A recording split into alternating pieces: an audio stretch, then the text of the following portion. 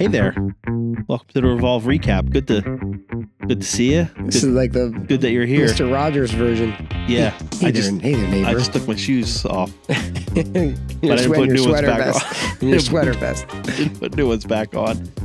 Hey, welcome to the Revolve Recap. And we're here. This is me, David. And this is my good friend and co-host, old Billy. Billy, Summertime Blues Lackey. Hey, neighbor. Hey, it's officially summer. It is officially summer. Today, right? Yeah. And I think it was yesterday. the 21st. I think it was yesterday. Wow. Summertime, the living is easy. Yeah. And that just means every day is getting shorter. We're 1 minute closer to winter. Really? Well, last night was the longest day of the year, right? And it felt that way, but it was just because it was Father's Day, I guess. Well, it's all downhill from here, David. Father's Day, when you're forced to hang out with your kids all day, that's even though they not don't true. like you. Just kidding. Hey, we got some announcements here, right? Yeah, we do have some announcements. Get these bad boys out of the way. The first announcement is Poor this. announcements. They get such a bad rap. Fine. We've moved them. They were on Sunday. Now we give them a whole podcast. Pretty soon we're just not going to do them anymore, and you can figure it out on your own. Figure it out. So first announcement is this Saturday here at the office over on your way to the ferry from 9 a.m. to 10:30 a.m. is Women's Prayer and Fellowship. So if you're a woman, Yep. Saturday morning, 9 to 10:30 a.m., come and pray, get some fellowship. Yeah. I heard It's coffee.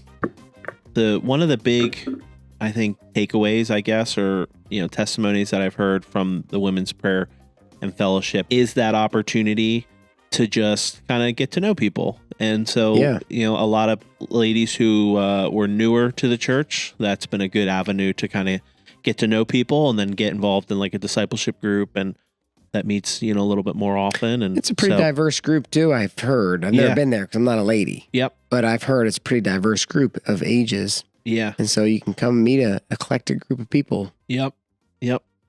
And then, so the next announcement would be in July 11th. So I'm doing this kind of summer series of training. So it's kind of like taking the hub or the ABCs and kind of spreading it out through the summer. And we did abiding last week or 2 weeks ago. Had a great turnout. Had about 8 people come to learn about how to have a quiet time and how to pray. And we're going to be talking about in July how to share my faith with my social circle. Just your faith? Yeah, just David, how to share David's faith. So I'm going to teach you all my testimony, and you can all share it. You got to memorize it and don't mess it up. This is David's testimony. Yeah, and my mom's going to come and she's going to judge you all to make sure you get little David's testimony just right. So, but if you're wondering how to share your testimony, how to share your faith, how to do it in a natural way within your social circle, without like the use of like an A-frame sandwich board and a bell. That's not your testimony? No. Come to July 11th. What's the last one? I could just imagine sharing your testimony. I would start it. My name's David, short for David. This is my story. What am I, Forrest Gump? I went to high school with a kid named Robbie Gump, and when the movie came out, he was just like, "Oh crap!" Like you just know, Robbie. You just know. Oh, he knew it was as soon as coming. the trailer came out, it's like, "Oh boy, I'm." About to get bullied. Yep. I made it all the way till 11th grade, and now I'm bullied. And then from that point on, everywhere he went, he was running. Forrest Gump. All right, what do you got? All right, serve staff needs. What's that? Yeah, the third announcement is, guys, church is growing. We have people who can't serve in the summertime because of work schedules, that sort of thing. And so we would love if some of you could volunteer to serve, even if you say, hey, I can only serve for like the next 4 months. In the nursery or with little kids or something like that.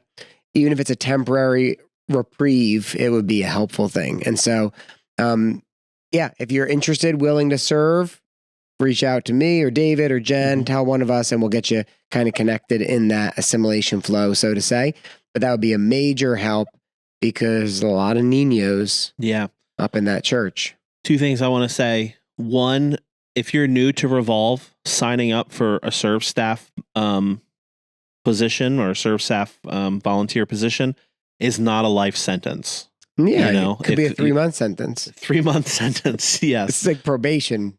Yes, but we strongly believe in seasons of life, and sometimes are better and smoother than others. So definitely feel like you have that freedom when you sign up, that it's like, hey, I'm not going to be like the kindergarten teacher till the day I die. Right. Yeah. And it's only once a month. yeah. And the second thing is, we're commanded to bear one another's burdens. So you're commanded to serve in the kids ministry. It's actually a biblical command. Yep. It's in the Old Testament. It is in the Old Testament. Just saying. So yeah. So do you have I have another announcement. Wait, I want to hear. Do you have something for me? It's David's birthday on Saturday, guys. No way. For real? It's David's birthday. Now listen. Is there a question in there? Is there a question of the day in there? It's not a question. Is there a bagel? Is there a bagel grill in there? This is my favorite thing of yours. Well, wait a second. Gina told me I was weird. Because Gina's like, why do you have another one of those cups? Hold on. Because you might change your mind. Hold on. This is yours. Wait. Gina goes, I go, Dave really likes his cup. And he specifically likes his color, but the color's now discontinued. So I said, so I washed mine and I got a different one. And I'm going to give him the option whether he wants my cup. Gina knows nothing about our friendship. I said he's going to want my cup. I am. And I put it in the packaging. The fact that you washed it disappoints me. But this is, I feel like as people who are listening to the podcast who aren't seeing this coffee cup that Bill has had for years. Probably at least a year.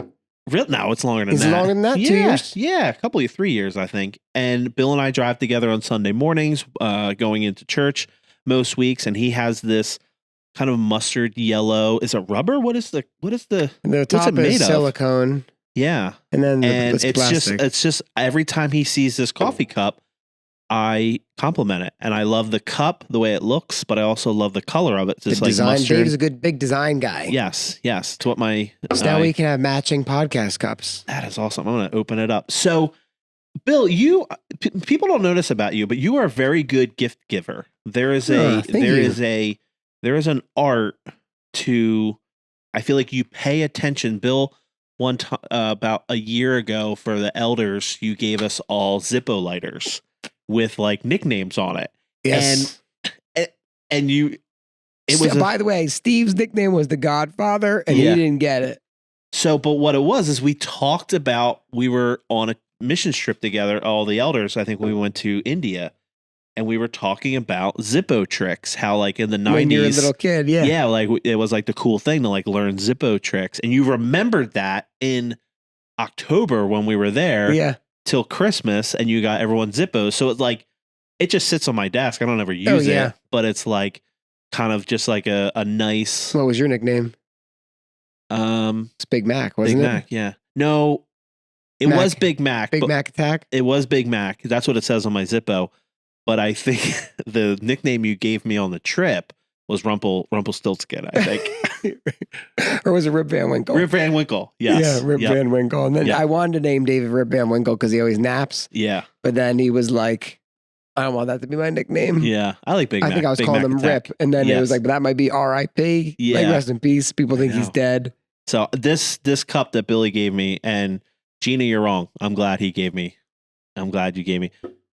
But that is weird. I mean, to Gina's defense, it is weird to give someone a used cup in a package. But I do love that color. Well, there you go, guys. These are our podcast cups. You heard it here first. So what do we got next? What's next in the podcast? Well, the question of the day is what's next. Do you quotad? I do. And I got a quotad for you. And I got a quotad for you. My favorite part. Are you ready? Yeah. Now, Gina always wants me to point out, and so I'm pointing it out. Quotad is not phonetically correct. Technically, it would be like quadded. Yeah. Question of the day. But we call it quotad because quadded sounds weird. Yeah. Quotad. Quotad really runs off the tongue. Quotad. Quadded is like, I cut my leg open and I'm hoping. I mean, quadded. And I hope that my blood quadded so I don't bleed out. All right, here's the quotad, David. Or I went to the hospital and they checked if I had a quotaded artery. Oh, yeah. You want to give everybody like a... Oh, I thought I said it. A 30-second update. 30 seconds. Go. So last week, we didn't have a podcast because Monday I had to go to the hospital for a little medical scare that everyone overreacted about, except for me because Because he knows only babies get sick. Yeah, only babies get sick and old people, and I am neither. No, you're a young baby. I'm not a baby. portrait of health. So, but everything's good. I'm feeling good now. Thank you for all your prayers and Told me he needs more naps. Yep, that's what I need. Less stress, more naps. So that's it. That sounds update. like a t-shirt. Less stress, more naps. So what is the quoted of today? Question of the day. If you, David, were forced to compete on a reality TV show, which one do you think you would have the best chance of winning? All right. So we started last night. Talk about sovereignty of God. Love Island? Is it Love Island? No. We started watching last night. There's a documentary on America's Next Top Model. Oh, you would win that. That was like it was like the behind the scenes. But Melissa, when we were first married, she applied like 3 seasons. Really? To be on America's Next Top Model. It was a complete nightmare. And you watch this documentary and you're like, I'm so glad. Like when you're applying for something like that, you don't get it. You're bummed out. She was 19, 20 years old. And but she's like, man, I'm so glad I didn't get picked for that show. It was like a nightmare, like horrible. But reality show. Oh man, I'd love. Wait, what's the question again? If you were forced to compete on a reality TV show, which one do you think you'd have the best chance of winning? Oh, best chance of winning, because I'd love to be on Alone.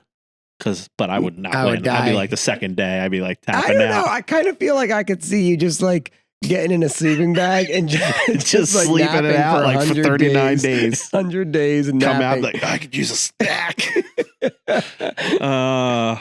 What a reality show I'm forced to compete in that I might win. I think I'm not sure of many. There's like Survivor. Oh, Amazing Race. I think if I was forced to, I think I'd have a chance if I had a good partner, like if it was like you or Melissa or Scotty or I like that. I thought so. Mine, I was actually going to say something very similar. My first thought was obviously The Bachelor. Of course, but I'm you married, would definitely so get all I the can't roses. compete on it, so that wouldn't. I mean, for obvious reasons. The second thing I was going to say is there's a part of me that's like, I think I could win Survivor, not because of my instincts, but because I think, gosh darn it, people like me. Yeah. Yeah. But then I was like, realistically, I think David and I would crush The Amazing Race. The Amazing Race, yeah. Except that David would be yelling at me that I'm walking too fast all the time. But that's the beauty of it. You have to have the balance. Yeah. Because the teams I've watched, there's 31 seasons. I've watched them all.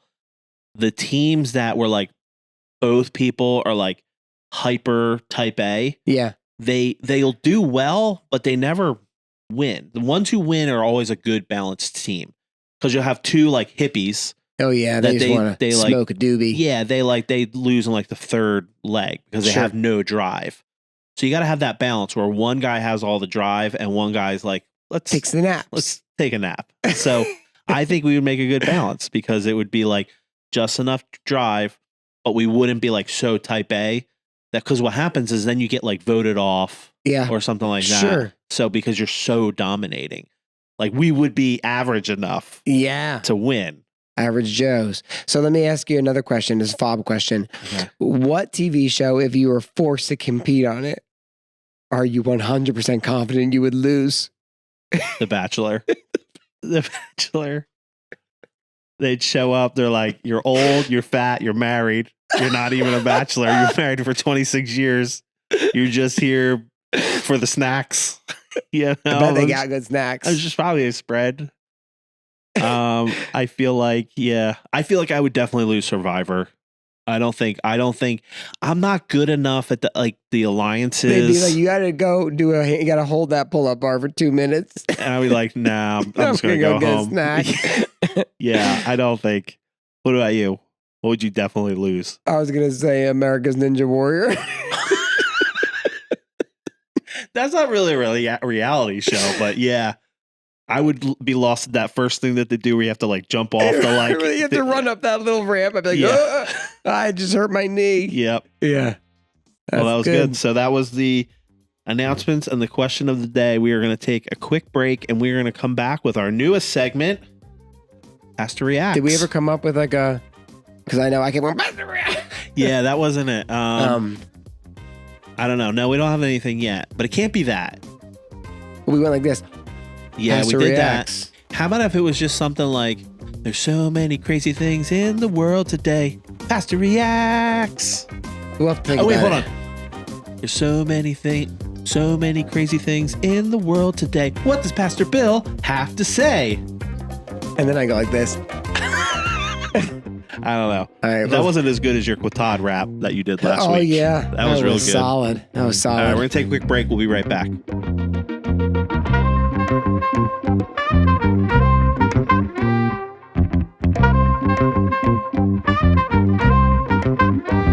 All right, Billy. Pastor Reacts. If you're new, this is a new segment. But what we like to do is take something that was in the news or something that's kind of pop culture going on right now and see what Billy has to say about it. I'm ready. Now, Billy, today on the news, this was news to me as well. I'm just going to read. I'll just read the headline. Let's go for it. Okay. Yep, I'm ready. On her final day as Director of National Intelligence, Tulsi, is that her name? Tulsi Gabbard, released damning, declassified evidence accusing Dr. Anthony Fauci. You remember the Fauci's ouchies? The Fauci ouchie. Yep. Yeah. She released some damning, declassified evidence accusing Dr. Anthony Fauci of causing the COVID-19 pandemic. Not covering it up, causing. Yep, engaging in a cover-up about the virus's origins in China and lying to Congress about it. You sound like Trump when you said that. Oh, wait till I say, it's from China, the virus. All right. Perhaps most disturbingly, he was assisted by the United States intelligence community. Oh my gosh. It's time you know the truth, said Tulsi Gabbard. Never before. Gabbard. I could keep going with this, but what the heck is going on? Hold on. Finish. Yeah. Yeah. So there's damning communications. This is like because I wasn't allowed to say that word when I was a little kid. I'm just gonna keep saying it. Communications and documents exposing how Dr. Fauci provided millions in U.S. taxpayer dollars, that's yours and mine money, to fund dangerous gain-of-function research at the Wuhan lab. He worked with politicized elements within the intelligence community to suppress the truth about his actions and hide the virus's lab leak origins, and lied to Congress while under oath in 2024. The tactics used to hide the truth are straight from the deep state playbook. Deep state. So, Billy, what is your reaction as the pastor, as the shepherd of the sheep of Revolve, who are now aware of the Fauci COVID cover-up? All right, can we talk about Alleged, it as like a guess. let's talk about like non-pastor reacts first, and then we'll do we'll be like fleshly reaction. Okay. And then pastor reaction. Okay. All right. So what? So does that kind of mean that the United States is to blame for the COVID pandemic? Can't blame Wuhan if we're the ones who paid to do it. I mean, guess we can. What are you thinking? I can't even like wrap my mind, like just reading that today for the first time. I can't even wrap my mind around it. Like, okay, my first reaction is, what is truth? Mm-hmm. Like, is this true? Is this like what she's bringing forth? Is this truth? David, I didn't even know that Tulsi. I don't even know how to say her name. Gabbard. I'm saying it's a woman. Is Tulsi a woman? She's a woman. What is a woman? I didn't even know she was the director of national intelligence. I don't even know what the direction of national intelligence is. Is that like the school board? It's like they run all the school boards. Yeah, because it's the national intelligence, and Nicolas Cage is there. Nicolas Cage is there because he's definitely important. Yeah, no, because isn't that the name of that National movie? Security. Oh, National Treasure. National Treasure. Well, maybe he's in charge of that too. So I just think it's like, yeah. So it's not Elder David reacts. It's Pastor Bill reacts. Okay, Pastor Bill. So here's my, because I have thoughts. Okay, so here's I'll give my godly response to this. Okay. Satan is the king of this age. Ooh. And Jesus says That'll that preach. Jesus has all authority, but he's not enacting all authority, right? And so you think about it, it's almost like the D-Day, spiritually speaking, has happened. On the cross, the war is won. It's decisively done. But Jesus we're in this in-between stage of already not yet. He's already king. He's not enforcing his reign as to fruition. We are spreading his reign as we preach the gospel, as we enter into discipleship. The kingdom of God spreads like leaven through the batch of dough. The kingdoms of this age are at the will, on some level, the whim, whatever you want to use, of the enemy. That's not to say China's the enemy, Iran is the enemy. It's to say nations are open for the enemy's manipulation, including the United States. Yeah. So you need to remember that your flesh wants to go, who's the enemy? Like Fauci's the enemy, China's the enemy, whoever, the U.S. intelligence community is the enemy because they lied to us. What you really need to remember, and all that stuff, there might be truth in all of that, but the issue is to realize that this is just the world doing what the world does. Yeah, we shouldn't be surprised. We shouldn't be surprised by any of this. And just because we know this, I mean, I've said for like the last 4 years, I believe, maybe I shouldn't even say some of this stuff. I believe one of the reasons the Ukrainian war keeps going on is because all the nations are using it to test out their weapons as like a sandbox. Yeah. And so the point is that like people are corrupt. Nations are corrupt. Nations are deceived. They're being deceived and they're deceiving other people because there's no such thing as a Christian nation. There are believers within nations. And so the enemy has his hands in the United States government. The enemy has his hands in the Chinese government. The enemy has his hands in the Israeli government. The enemy has his hands in the German government. The enemy has his hands in every government because our citizenship is not of this world. Mm-hmm. And so I think just remembering that the enemy's goal is not to get you to like drink blood out of a goat skull and wear like a black robe where you start worshiping Satan. All the enemy needs to do is get you distracted and focused on something else, conspiracy. Yeah. And it's like, if the enemy can convince you to now obsess over this, even if it's true, if he can convince you to obsess over it, he's accomplished his job. Yeah. Because his job is not, this isn't, a Tom Clancy novel. Mm-hmm. Like the job is not primarily to figure out who's behind COVID. The job is to get you distracted from the kingdom by focusing on the empires of the world. Does that make sense? Yeah, totally. Because if you spend an hour down a rabbit hole on Substack blogs of reading this, and then this is all you talk to your family about. This is all you talk about at work. This is why I don't trust the government. It's just now filled the hole of the reason you've got your platform within your social circle of sharing the gospel. Yeah, and sharing the hope of Jesus. But if this is what you're talking about, it's like, it's not making you run after Jesus more. It's not making you more patient. It's not making you have, more kindness in your life. Yeah. You're like, holy, I knew it was right. And that's why I say, blah, blah, blah. Yeah. Well, and I mean, and it could all be true. Yeah. And yes. And so the thing that I would add would be, this is why we don't put our faith in man. That's right. Because they're going to let us down because, no matter what side you're on, if this is the opposite side, you're like, aha, see, we were right. Gotcha. Yeah. But then it's like, if it's the other side, it's flip flopped, it's like, well, they're lying, whatever it is. It's like what your sermon was about yesterday. Jesus is the truth. It's the simple gospel. Yeah. You need to just cling to Jesus. There's nothing new under the sun. Political manipulation's been going on forever. Forever. Yeah. Et tu, Brute. I mean, exactly. Political manipulation's been going on forever. And it's in the hands of the Lord on some level. You think about, it's not Xerxes. Well, anyway, the one king, Tiglath-Pileser III, I think. It was like, what does he do? He's like the king of Assyria, and God confuses them. They return to Assyria and he gets assassinated as soon as he gets home. Yeah. It's political manipulation, but it's in the divine sovereign hands of the Lord. Yeah. You know what I mean? And so the enemy's trying to do his thing, but God is sovereign over that. And not as in God is making the enemy doing it, but ultimately the enemy cannot thwart God's final purposes. Yeah. And so I think that, how do I react to this? I think it's ridiculous. It doesn't surprise me at all. It surprises me that if it's true, it surprises me that it was so clearly announced.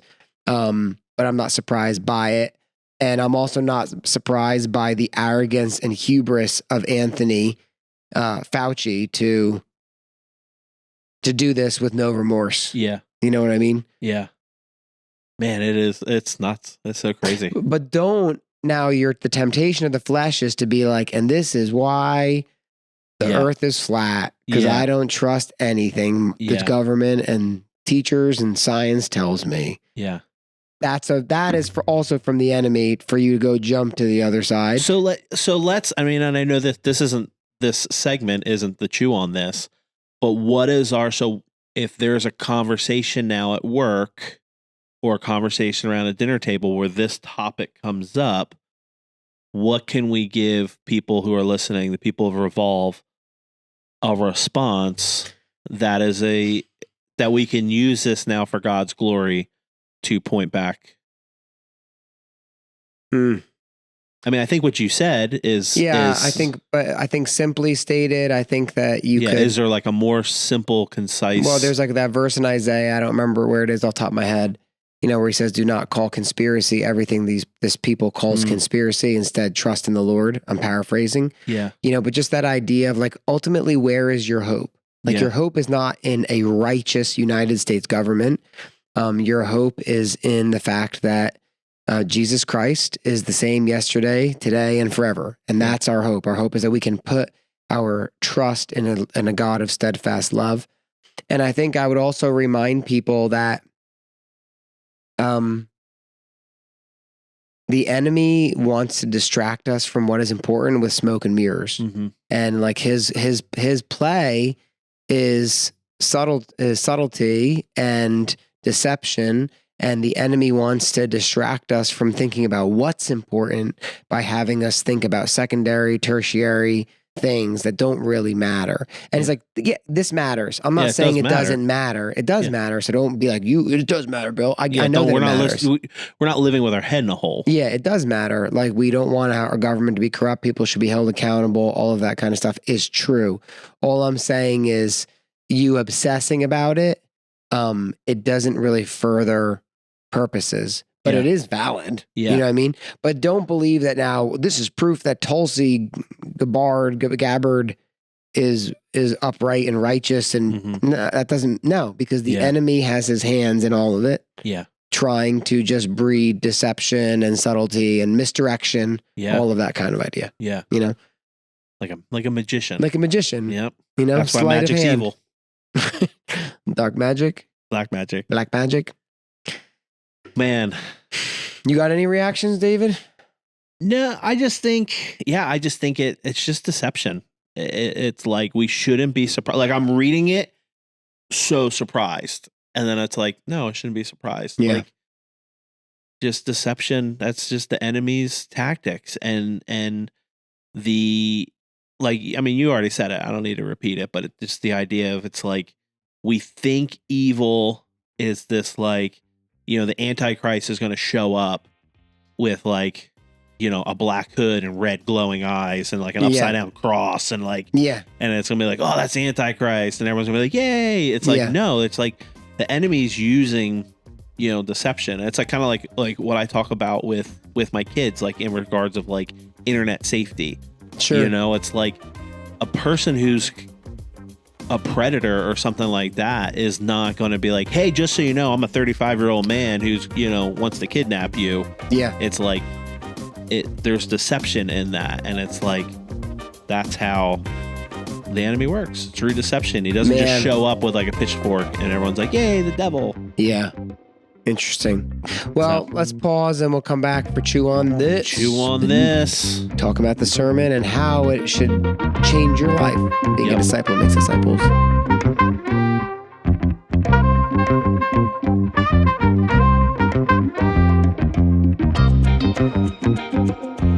Hey, welcome back to Chew on This. It took all of my willpower to not go get my laptop and look up this article and keep digging deeper Just get into it, it. go.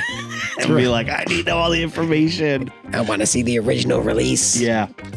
Release the files. China. No, what I was thinking was, what if because we're trying to tweak the podcast. We want to make it more interactive, what people like, What like if Choose Your Own Adventure, like on Netflix? No, what if chew on this? Should I climb this hill? We do chew on this while eating food that we're reviewing. So it's like a chew on this. Did you ever watch? And you're like, this smash burger from Lucky Bones. It's got to be super lame. You ever watch Community?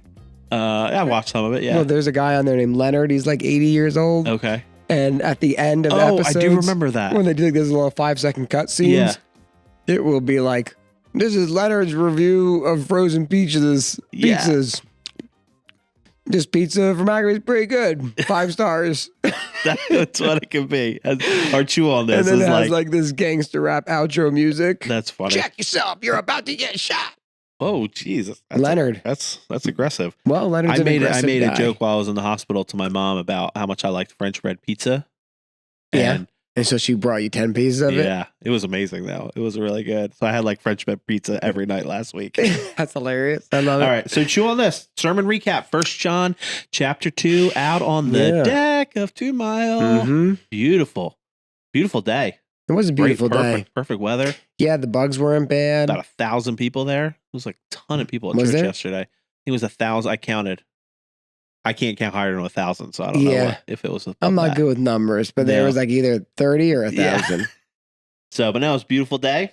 Talked about the Antichrist on Father's Day. People probably out on their boats were like, "This is a weird This is a weird church." I don't know why that guy's wearing that goat head.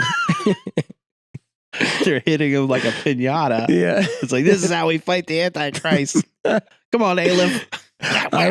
Years ago, I bought this horse head mask. Oh, I remember that. You remember the horse head mask? And I would walk around on it with Fridays at the office saying Fridays were for horsing around.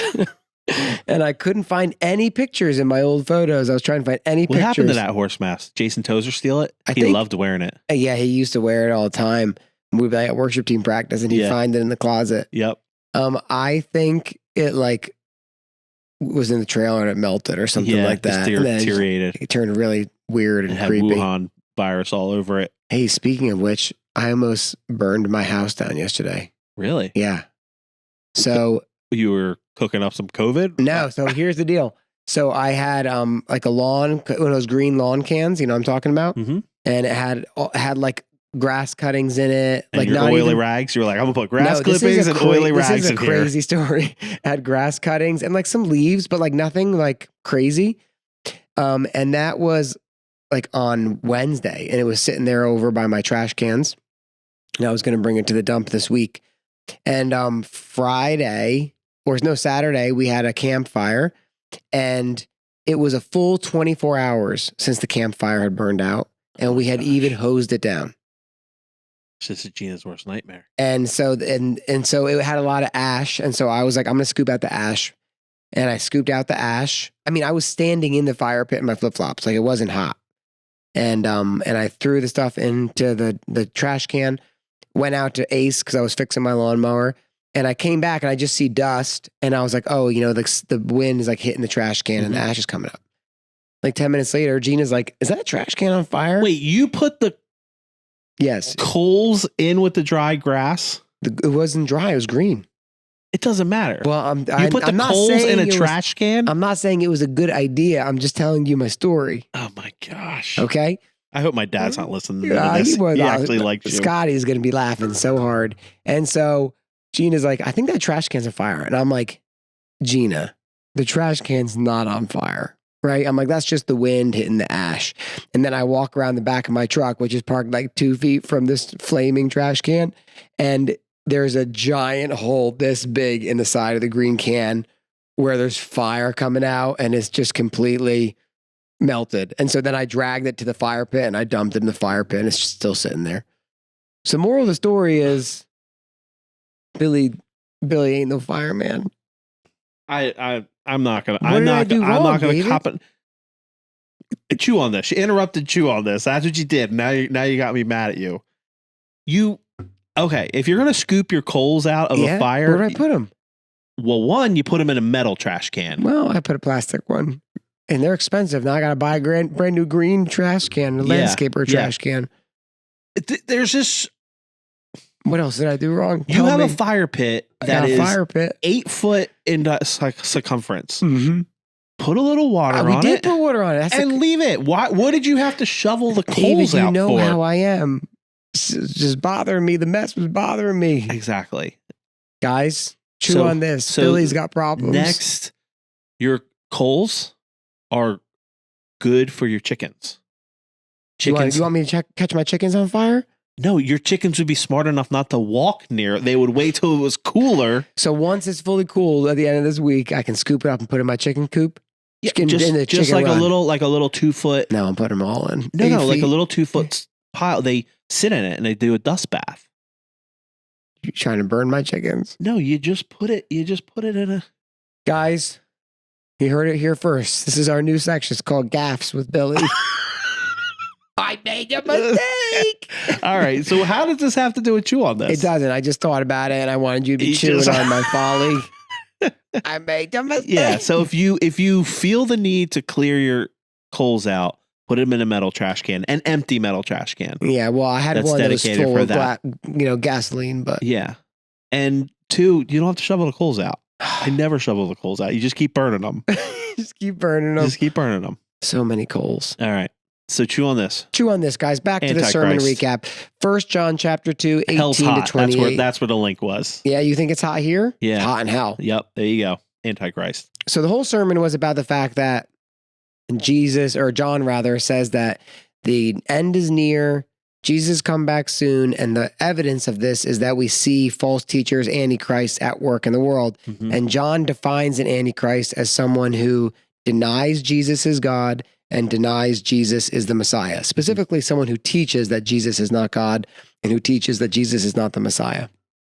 And then his whole solution is don't worry about the Antichrist, focus on truth, stay close to Jesus, and then you're going to smell the Antichrist. Yeah. You're going to recognize it when it comes your way. Which comes back to what we just talked about in the last segment of like, don't be so concerned over this conspiracy or whatever it might be. Stay focused on Jesus. Yes. You know, don't spend an hour in the morning researching whether the Wuhan lab was truth. Right. Read your Bible. Right. Right. So what was the big thing you were chewing on yesterday? I think the big thing I was chewing on yesterday was just a reminder that the gospel doesn't change. Yeah. You know, there's no, I mean, because I want to say I'm guilty of this. I don't go to YouTube for advice. I'm not like searching things on YouTube. Now I will go, like when we started the Hebrews, watching reading Hebrews, I watched the Bible Project overview just to start. I'll do that. But you know, these videos will come up in my YouTube feed or like YouTube shorts of, you know, some apologetics thing. And there's always like some new thing. Yeah.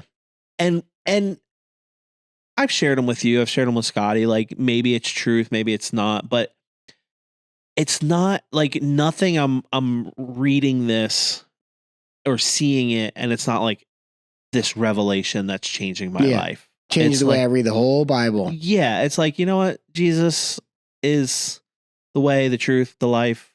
No one gets to the Father but through him. Yeah. You know, for God so loved the world. Like these basic biblical truths. Like, yeah, there's all these tertiary, you know, doctrinal or, you know, differences or whatnot within denominations and whatnot. But Jesus is the way. He's God. He died. He rose again. Yeah. Put your trust in him. It really is interesting because you think about the gospel. It's like, it is simple enough for a child to understand and complex enough that you can just keep going and keep going and keep going. Yeah. But we're supposed to have faith like a child. You know what I mean? And like, we're supposed to be the child who clings to that simple faith. And I think for me, that was a big takeaway as well. I actually had somebody come up to me afterwards and they really articulated it by saying that what makes Revolve different is that we just keep clinging to that. Mm-hmm. Like what we talked about yesterday. That's what makes Revolve different, he said, is that we just keep clinging to the same old gospel and not trying to like spice it up. Which is really funny because if you know the elders of Revolve, like they're all deep thinkers and like really like well read and theologically a lot of depth there. Yeah. So there would be a danger in like, hey, let's really like lean into like this nuance. These nuances, but it really is like even within the elders as like the leadership, even though there is this like real depth, which is where heresy often comes from, is from more scholastic, learned people. Right. It's still just about Jesus. That's it. You know, about the gospel. And so that I think that was just the takeaway for me. Is just that was just encouraging. It's like Jesus is the same yesterday, today, and tomorrow.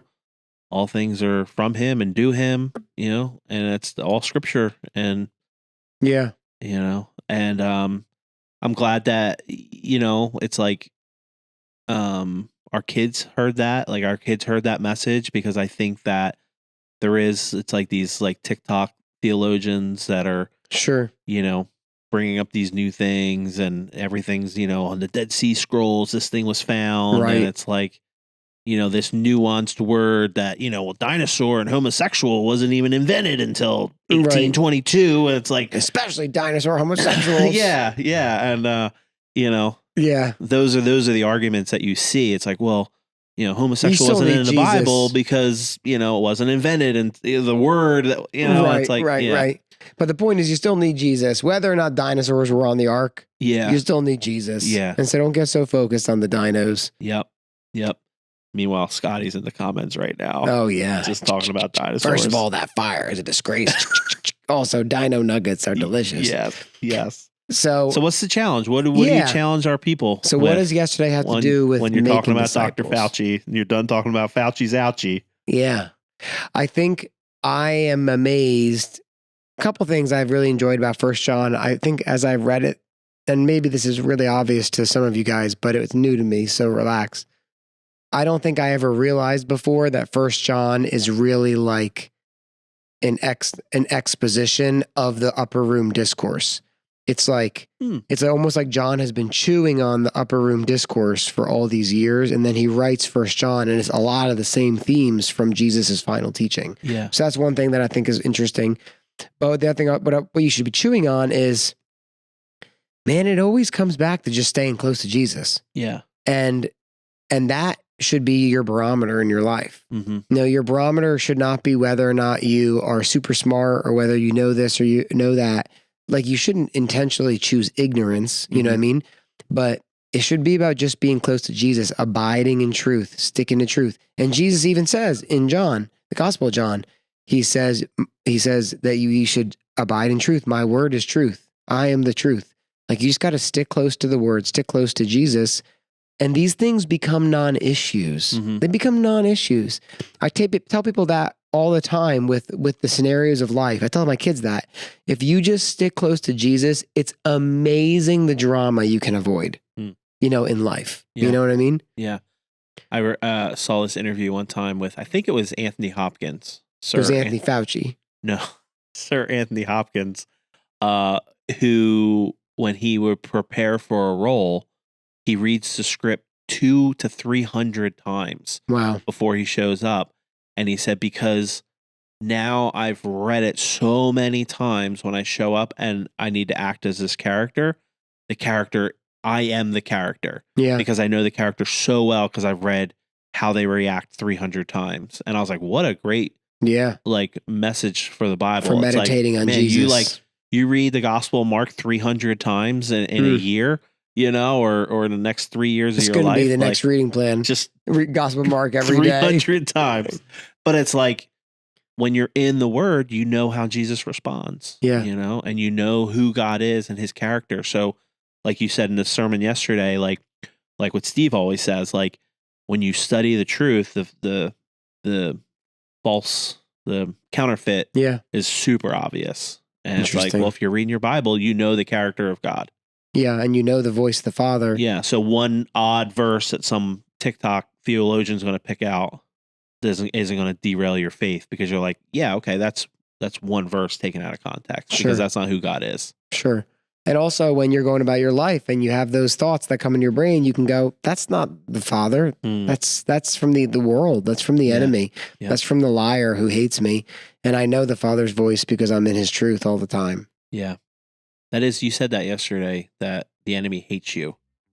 And I was like, I think that was not like a groundbreaking thought for me, but I was like, the enemy hates me. Like he's not trying to recruit me. He's not indifferent to you. He's not trying to like recruit me to his team. Yes. Because he wants to be the winner. It's like he hates me and he knows being on his team is going to destroy my life. Yes. And I think that was, just something that I don't think about often.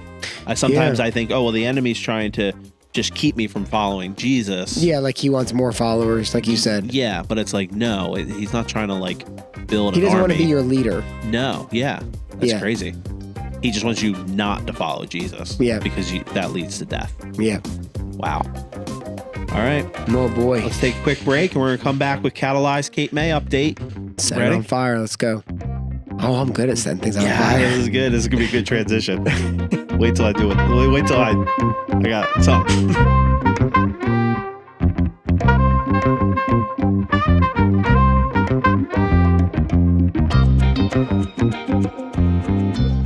Welcome back. We're talking about Catalyze Cape May, and Catalyze Cape May is, we feel like God has given us a vision to get 100 new discovery studies in the year of 2026, the year of our Lord. And Catalyze, this idea of Catalyze is kind of a spark that starts a fire. So say you had a fire.